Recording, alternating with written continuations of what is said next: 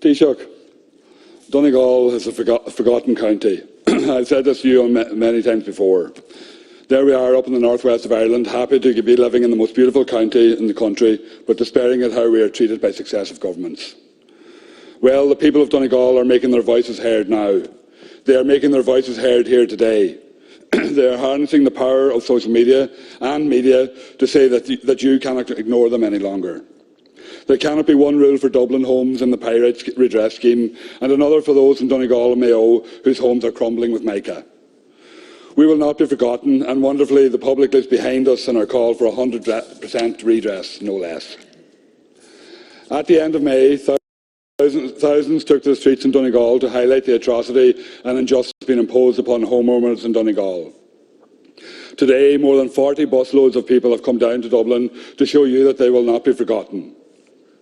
At the start of 2020, the government launched the Defective Concrete Blocks Grant Scheme for homeowners affected by Pyrite, Mayo and Mica in Donegal. However, it was early 2014 that the Mica Action Group was formed. Mica Action Group is a lobby group made up of volunteers who are directly affected by this scandal. For 7 years now, the Mica Action Group has been seeking redress and has been liaising with local and national government officials. Taoiseach, 7 years fighting for recognition.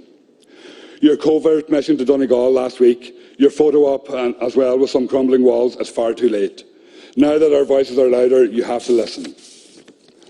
As you know, Taoiseach, access to the Defective Concrete Blocks Grant Scheme is costing between €5,000 and €7,000. But it has far reduced the cost of €500 for the homeowners in Leinster to access. There are up to 5,700 homes across Donegal and Mayo crumbling away because of the presence of mica in their defective concrete blocks. And even around 1,000 local authority-provided social homes are also affected in Donegal. Tenants are paying rent and hoping that their ceilings and walls do not fall down on them. Taoiseach, you said that you need to speak to the Attorney-General about the next steps. Why do you need to check with the Attorney-General? That's what you reported as having said. That you can clarify on your response there, because I'd be glad to hear that, because I don't believe that the Attorney-General has any role in this.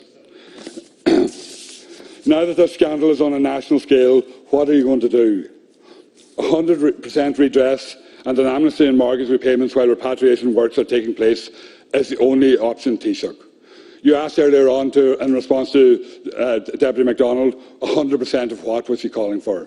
Well, what people are calling for is 100% redress and no costs loaded on for people to access the scheme, plus the rental costs to be covered, the same as the Mica and the same as the Pirate Action Group in Dublin. That's as simple as that. That's what Donegal demands. Thank you. Thank you, Deputy Pringle. Taoiseach.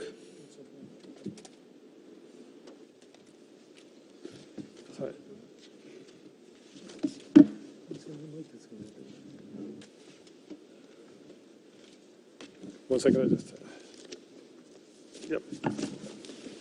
First of all, last week's, when I visited Donegal last week, it was not a covert. Actually, it was interview, but the key focus of that was not just to visit a home and see the Loftus family and see the appalling condition of their home, but also to meet with the Action Group, with Donegal County Council, with the chairperson of the Mica Action Committee on Donegal County Council, Councillor Martin McDermott, who was in the group, and to have a long meeting with them and a thorough meeting with them on the issues that they wish to raise with me and with the government in terms of getting this issue resolved. That was the purpose of the visit. And I had to do it in between meetings I had here and going to Fermanagh for the British Irish Council. So I changed my diary schedule, no big deal, but I wanted to meet people. I believe in getting resolutions, Deputy. I don't showboat on issues like this. I don't try and make political capital out of it. I have no interest in doing that. Because for the family owners, the only thing that matters is, can we build a home for our family and our children? That's what they wanted to do originally. What happened was disgraceful. The supply of those defective blocks was a disgrace. End of. I don't have any role, I have no interest in defending those who were responsible for this. None whatsoever. I do have an interest in getting the thing sorted. The previous government, in good faith, developed a scheme. Okay? It was welcomed broadly. It was welcomed by Sinn Féin at the time. Very few parties or few individuals in this House raised this until quite recently, if the truth be told. I looked at some of the manifestos, it doesn't even get a mention. It's not even mentioned in the Sinn Féin manifesto. People thought the thing was okay. When the scheme started being implemented, or when applications started going in, it certainly became known to the homeowners that this is far too expensive. The upfront costs. We will deal with the upfront costs. I don't think anybody who can't afford it should have to pay 10,000 upfront or 8,000 upfront to get an engineering report. We will deal with that. I think we should also deal with the rental issue. But we also need to get a proper assessment of what actually, and different houses. What was clear from the meeting was that there will be different solutions for different houses, for different size houses. People want certain undertakings in respect of if it's a repair. What happens if laterally down the road it revisits them, if the issue arises again. These are the kind of issues that need to be resolved.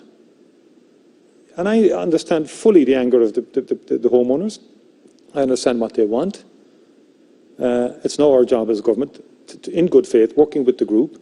The minister has written to the group. He has spoken to them. He has put this idea to them. Let's have a time-limited engagement with homeowners' representatives, with the councils, with the department officials, and work through this so that we can improve the scheme in such a way that it doesn't pose in any way an excessive financial hardship on homeowners. Thank you, Taoiseach. That's, in good faith, what I'm putting before the House today and what the Minister has put to the Mica Action Group, what we kind of discussed last week at the meeting on Thursday. And it was a good substantive meeting.